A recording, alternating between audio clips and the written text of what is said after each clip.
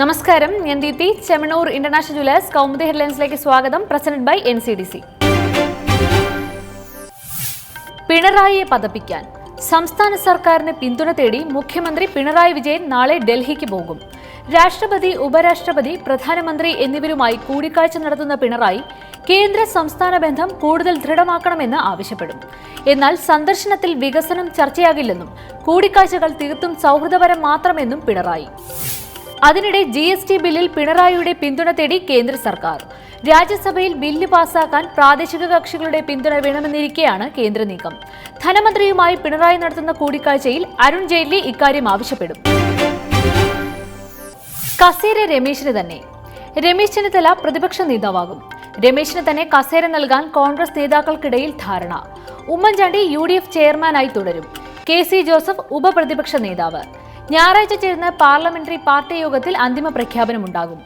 നിയമസഭാ തെരഞ്ഞെടുപ്പിലെ കനത്ത തോൽവിയെ തുടർന്ന് പ്രതിപക്ഷ നേതാവാകാനില്ലെന്ന് ഉമ്മൻചാണ്ടി ഹൈക്കമാൻഡിനെ അറിയിച്ചിരുന്നു. ഞായറാഴ്ച നടക്കാനിരിക്കുന്ന പാർലമെന്ററി പാർട്ടി യോഗത്തിൽ കേന്ദ്ര നിരീക്ഷകരായി മുകുൾ വാസ്നിക്, ഷീല ദീക്ഷിത്, ദീപക് ബാബറിയ എന്നിവർ പങ്കെടുക്കും.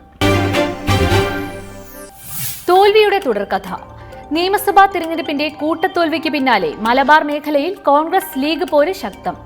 UDFന് വോട്ട് ശതമാനം കുറഞ്ഞതിൽ മൗനം പാലിക്കാനാവില്ലെന്ന കോൺഗ്രസ് ഭാഷ്യത്തിന് മുന്നണി മര്യാദകൾ പാലിക്കാൻ പാർട്ടി തയ്യാറാകണമെന്ന് ലീഗിന്റെ തിരിച്ചടി. ഉദുമയിലെയും കൊണ്ടോട്ടിയിലെയും അപ്രതീക്ഷിത പരാജയത്തിന് പിന്നിൽ ലീഗ് വോട്ടുകൾ ചോർന്നതെന്ന് കോൺഗ്രസ്. ശക്തി കേന്ദ്രങ്ങളിൽ പ്രതീക്ഷിച്ച വോട്ടുകൾ UDF പെട്ടിയിൽ വീണില്ലെന്നും വിലയിരുത്തൽ. അതേസമയം ഉദുമയിൽ സുധാകരന്റെ വിജയത്തിനായി ആത്മാർത്ഥമായി പ്രവർത്തിച്ച പ്രവർത്തകരെ കോൺഗ്രസ് അവഹേളിച്ചെന്ന് ലീഗ്. ഇതിൽ പ്രതിഷേധിച്ച് മുസ്ലിം ലീഗ് ജില്ലാ പ്രസിഡന്റ് മായിൻ ഹാജി രാജിവെച്ചു.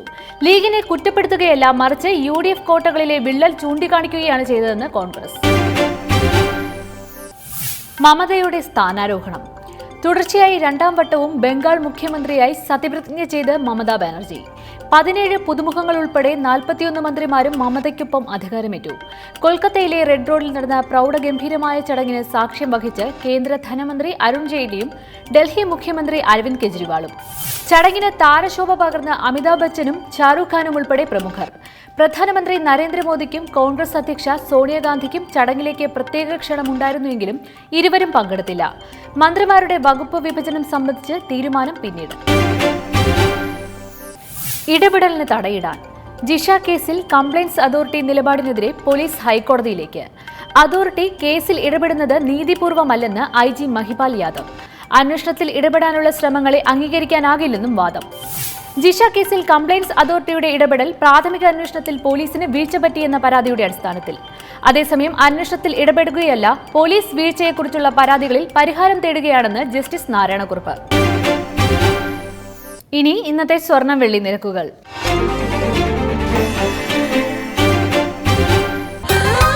ദുബായ് ഗോൾഡ് ആൻഡ് ഡയമണ്ട് സ്വർണം വെള്ളി നിരക്കുകൾ നിങ്ങൾക്കായി അവതരിപ്പിക്കുന്നത്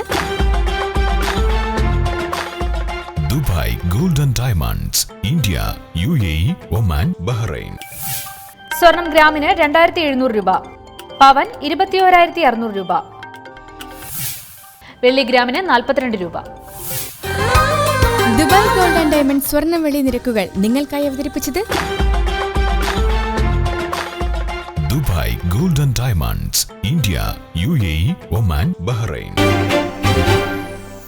Chemmanur international jewellers Kaumudi headlines presented by NCDC സമാപിക്കുന്നു. അടുത്ത ഹെഡ്ലൈൻസ് 5:30. നമസ്കാരം.